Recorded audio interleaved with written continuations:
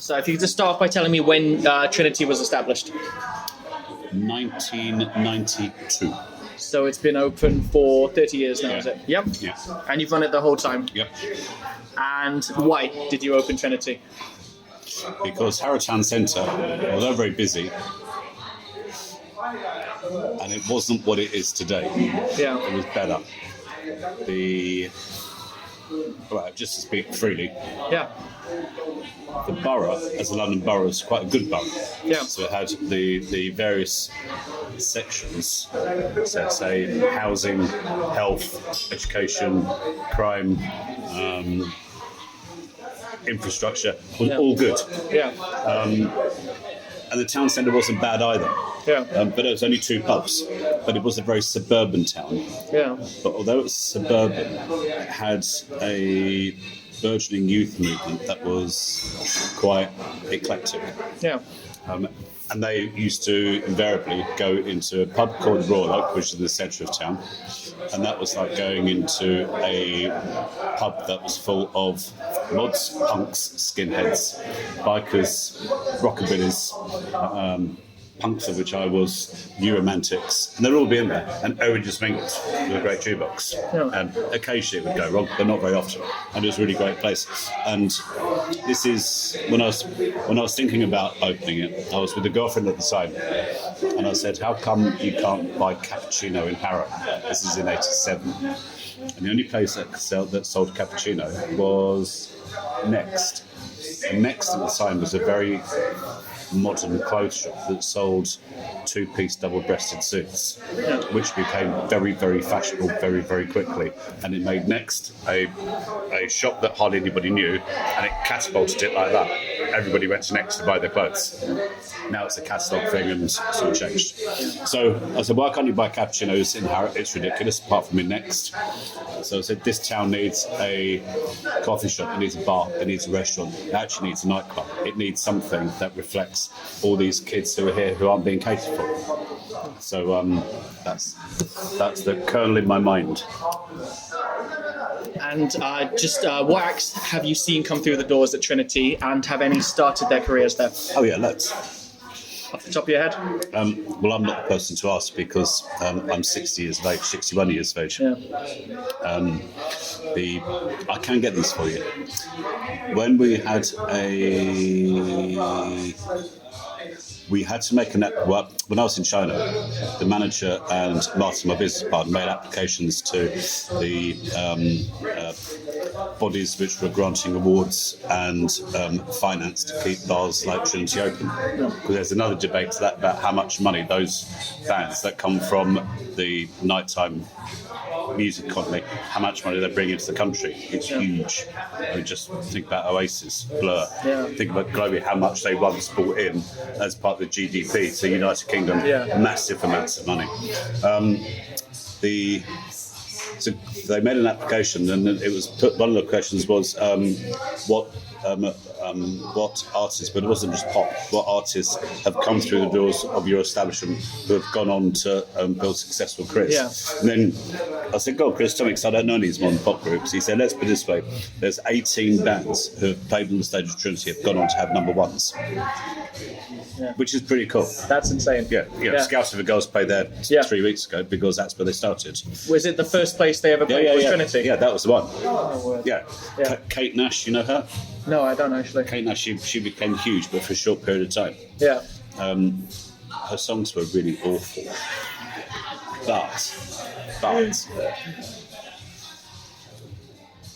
But she spoke to 16-year-old girls in a street way.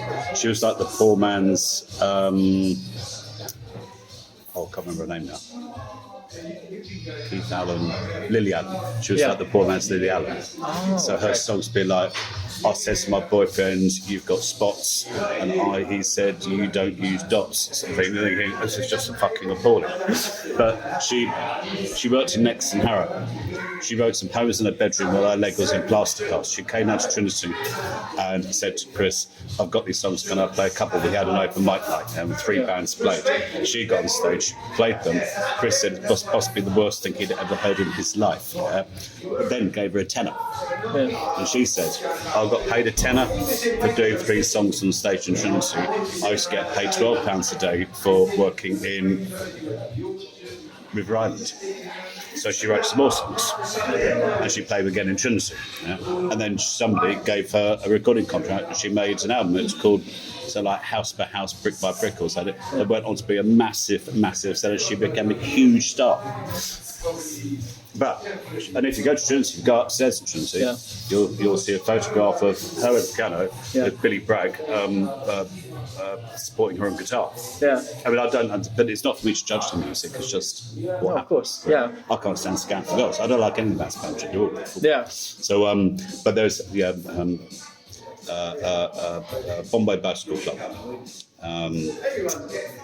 Bastille. Really? Yeah. Sorry, they're one of my personal favourites. Everything. Yeah. I think it's just loads. Just No. loads and loads and loads and loads. No, you've chugged out enough big names already. Actually, hundreds. But they were just. They were really glad if somebody said, yeah, you can play next Tuesday night. Yeah. Bring as many friends as you can, sort of thing, and don't go above the sound monitors, otherwise we'll turn you off. And most bands are always right. We had a really good one once. Oh, fuck, what they got? 12 Dirty Bullets. I haven't heard of them. No, you wouldn't have heard of them. 12 Dirty Bullets were a sleazy rock and roll band. Yeah. And they had everything. They had the attitude, the look, the sounds, the musicianship. That you look and I thought, you are a dyed-in-the-wool rock and roll band. Yeah. And all they would do was bicker and fell apart. What a shame. Terrible shame. Absolutely terrible shame. Yeah, terrible shame. Yeah. They had it all going. Yeah. They had natural talent as well. Oh. They could jam on stage to go into an improviser, and they're all quite young as well. Yeah. And a sack full of attitude, which you need. When a band comes through the door and they say they want to play at Trinity, is there anything in particular that interests you about them that makes you want them to play there? Anything on an application, for example, that stands out? They have to reflect the venue, roughly. So there's not much point us putting a hip hop act or an R&B act on stage, or the sort of modern R&B music, not what I call not your Sam and Dave's R&B, sort of like boys who sing about my girlfriend left me and get a bit weepy about it. We don't have people like that because they don't reflect business. Because we appeal to a clientele, although that clientele is quite mixed. It's people who like music. We're not a broad church where everybody goes. Because you can't be all things to all men. No. But we try to have a fairly broad base. We prefer it if they are innovative or they have a guitar around the neck. But we have a great PA system and a great lighting system. So for a band with a guitar around their necks, it's the perfect venue. Yeah. And because these days a lot of what bands do promotionally is online and it's through social media and stuff.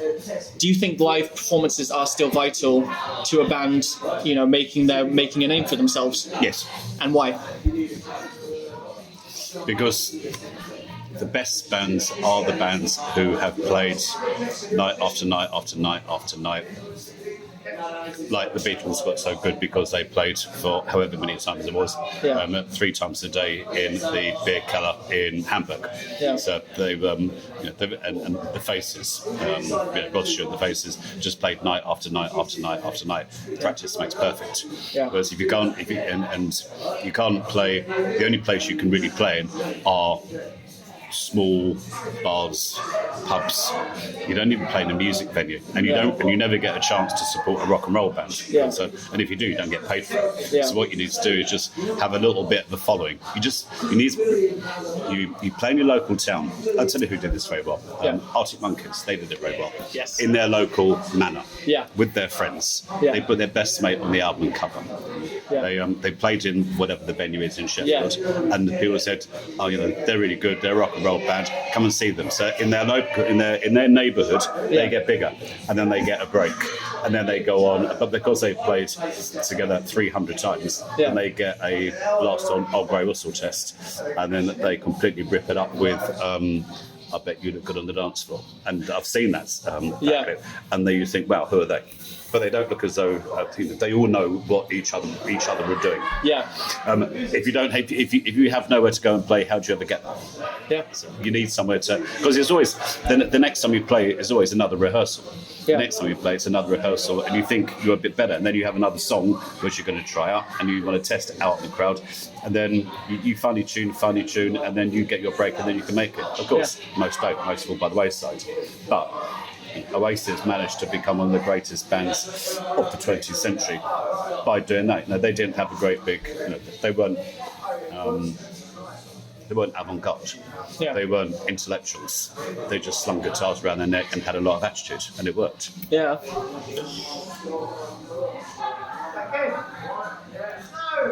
But let me go back to add a bit more to that question.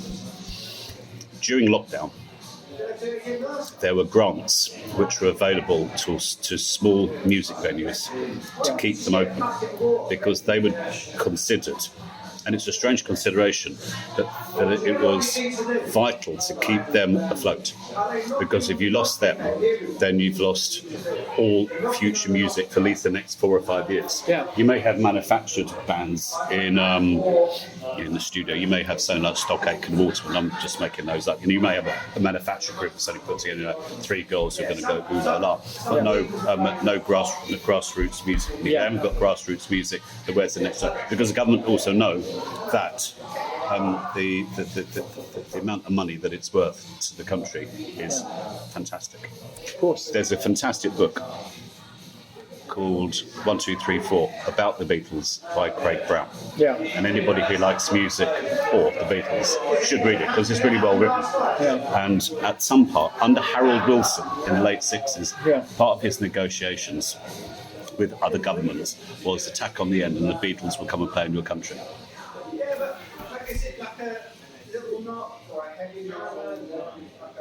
And you said earlier about how Oasis, they weren't intellectuals, they weren't avant-garde, as you said. But do you think you need more than just talent to make it in the music industry, or do you think you can make it just on talent alone? You can be the best guitarist out there? No, I think no. There's a number of things. I think just a personal philosophy. I think the most important thing to have is timing. I don't mean musical timing. Yeah. I mean, if you come in on a crest wave, like say Elvis Costello and the Police, were fairly competent songwriters, but they came in the slipstream of punk rock. Yeah, so their timing was great. Would it happen in 1974 for them? I doubt it. So would it happen to them in 1994? I doubt it. Something is there could be a zeitgeist where and you buy into that talent alone. There's many great talented people out there who just sit in their bedrooms twiddling their thumbs. It's a combination of quite a few things. Unfortunately, at this moment in time, we haven't got a youth movement. There isn't, in my day, in my history for My Shame and Don't Laugh. I've been a rockabilly, if you ever knew what rockabillies were. I've heard it thrown around by... Okay. I was certainly a punk for ages. Yeah. Then I was a new romantic. Then I was a blitz kid. Yeah. So these are youth movements, which I actually belong to. It's like being a member of... it's like supporting a football club. You belong. Here's my season ticket. I belong to... I go to see... Brentford FC or Queen's Park Rangers. Yeah. And there'd be soul boys. There'd be soul weekends in case of Butlins holiday camps. That would just play 60 soul. And then you had the Goths. People with black hair and all that. That was a huge youth movement. Yeah. I remember going to see Bauhaus, who are a goth band, probably one of the best ones. And you were in there thinking, Bela Lugosi was still alive. But there's no youth movement at all anymore. It's all gone. Yeah. It's none, and I don't know why. It's because that also it had music, and the music was fairly strict. Yeah. You can't. If you're a punk rocker, you can't go home and listen to the Bee Gees. You don't. You listen to punk rock. Yeah. If you listen to the Bee Gees, then it's cultural vandalism. Sacrilegious. Yeah. You wear the clothes. Yeah. And you have the labels that go with the clothes. So there's a whole movement that goes with it. And if you're, say, if you're a punk band in 1976. And you practice enough and you can do 2 or 3 songs, you could pop down to a local punk club in Soho or Covent Garden and say, we're called the Scabs. Can we get a blast on the stage? And they say, you can do next Tuesday. You can be the first act on a punk night we're putting on, and you get a chance. So you can make it if you buy into a cult, but there's no cults going on at the moment, so, which I think is a great shame. It is. It is. It's like even say in the 1960s when you used to have what they call mods and rockers. Yeah. And mods had the music they listened to, rockers had the music they listened to. They bought that motor vehicle or that motor vehicle. They wore that clothing or that clothing. Yeah. And it's a beautiful thing to belong to. We don't have that anymore. There's a load of nothing. It's a shame. It is a shame. That's a real shame. Actually. It is a real shame. So do you think timing then is the main factor that turns a good band into like a great band? Or are there other factors? Because there were countless good bands out there, of course, but is it just their timing that turned them into the legendary acts that they are? I think so. I think so, yeah. So if you say in the 1960s with Eel Pie Island and the Crawdaddy Club and those blues venues, that was timing. It was, and there were some great musicians. Yeah. It was the Ealing Blues Club. Not anywhere apart in the UK had anything like the Ealing Blues Club, and the reason it ended up in Ealing, which was a sort of provincial town outside of central London, is it was cheap. Because central London was always still expensive. That's cheap. So if you were kicking around that month with a drummer, a bass guitarist, and a keyboard player or something, and you're thinking, right, I'll just travel down. The great thing about being in London is you're not travelling down from, say, Winchester or something like that. It's on your doorstep. So I think timing is, and also the other thing is just luck. Just some little twist of fate that just turns everything. I heard a little story the other day, and I thought this made me laugh. I was listening to, I think his name is Andy McCluskey. Okay. And he is the singer, bass player, songwriter for a band very strangely called Orchestral Manoeuvres in the Dark. Okay. Heard of them? No. Okay. So that's a name I remember though. They're from Liverpool. Yeah. And the 2 friends, they're both anoraks. Yeah. And they won and this is part of the new romantic scene. This is electronic music. This is way post-punk. So they've written a couple of songs, and they look like geeks. Yeah. And they send it off to Factory Records. Yeah. Now, Factory Records in Manchester is run by Tony Wilson. Okay. Tony Wilson was an eccentric character, and that's a nice way of putting it. But God bless Tony Wilson, he did create something that everybody would remember for the rest of their lives. The music lives, what he created really mattered. So Tony Wilson and his wife are driving to a television studio somewhere up in the northwest, because I think they had a program called something else. I think it was something like that. Yeah. So his girlfriend's in the car, and she said, I'm bored, right, what's all these cassette tapes? Yeah. And she's going through, and they had about 20 minutes of the journey left, and the next cassette tape there was one that said, Orchestral Manoeuvres in the Dark. She said, what a ridiculous name for a group. But actually they call themselves Orchestral Manoeuvres in the Dark, just with their tongue very much in their cheek. Yeah. She puts on the cassette player, and it's the song Electricity. Okay. And Electricity goes, and she's listening to it, and she turns to Tony Wilson and said, this would be a hit, this is really catchy. Yeah. And he said, it's terrible. And she said, no, you want to talk to these boys. They became Orchestral Manoeuvres Dark, they became absolutely huge. A simple twist of fate. Well, it's just somebody just picks it out of a bag. Because probably beneath that might have been the next Bruce Springsteen, might have been the next Rolling Stones, but she didn't pick them out of the bag. Yeah. So I think there's a lot of luck involved and timing. Yeah, we talked a lot about kind of the music of the past and how how fantastic it is and how much brilliance there was. Do you think what we make today can ever live up to that or build on it? No. Or is it just, does it take a different direction? No, it's unequivocal. No, I think the problem today is that, like most things, youth music has been commodified. Okay. Now it's you could advertise the big artists of today, on the adverts along with advertising ketchup or Seal It Bang or something. The next advert could be buy the new Adele album. Something it's all commodified. Every part of it's commodified. It's all just commercial. It is because where the term indie music comes from.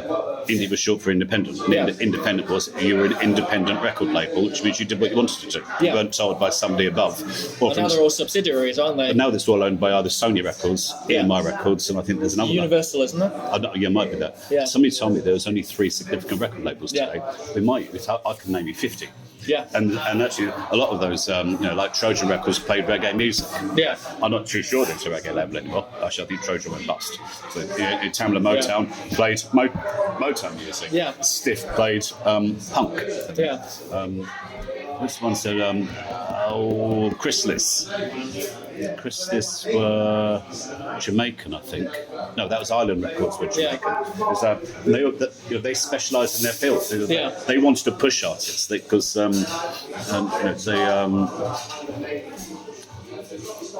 don't know what record they bought. I think it was actually Island Record that took on U2. Yeah. And they thought, we're here's a punky band from Ireland. Let's push them. Yeah. Let's push. Let's get right behind them. And you think it was because of the music they made, not the money they could make off the band? I think they would see a potential in the band, but of course, money is always that dollar sign is always waving. Yeah. But an up and coming band would have the support of a record label if they decided to get behind of course, them. And if you've got a corporate body behind you, pushing, financing, paying for you to go on tour. I know the money all gets paid back at that point in time, but it's no doubt Chris Blackwell at Island Records did an awful lot to help U2 become the band they are today. And that Turkish guy with the Atlantic Records, so I can't pronounce his name, Ergodon or something like that. Yeah. He died a little while ago, and the people who came out for his funeral were all the big rock stars because he supported them and pushed them. He made their careers. We don't have anybody making careers anymore. What they want is Tommy's today is a bit like football management. We want instant results, and we don't instant results within 3 months. You're getting sacked. That's very true. So we want your first single has got to go number 1. If you had 2 goes, you're being dropped. As you've got recorded, that's true, you've got contracts at all. It's one advance, one album. If it doesn't do well, you're out. Yeah. So there's no investment. Yeah. I can think of a few bands that made some real bad records until they finally got it right, and then they went stratospheric. Look at David Bowie. He tried everything, even mime artistry, and then suddenly Hunky Dory comes Ziggy Stardust and becomes the most important man of the 1970s. Some people would say of the 20th century, but if he was around today, would he got a chance? Not blink. No. That's true. So one of the biggest issues today then is just the time. They don't give people enough time to find themselves. But it's not run by people in the music industry. No, of course, it's run by businessmen. Yes, run by businessmen. Yeah. What do they know? It's if you wanted to. If I wanted to put an exhibition in a gallery, I would talk to people who do that kind of thing. Yeah. What would you call them? Curators. Yeah. Artistic directors. I'd get photographers in. I'd get the art team. I won't bring the accounts department down. No, of course not. And now what you have running things is the accounts department. Yeah. It doesn't have an artistic bone in its body. All it knows is where to put the decimal point. Of course. It's such a shame, though.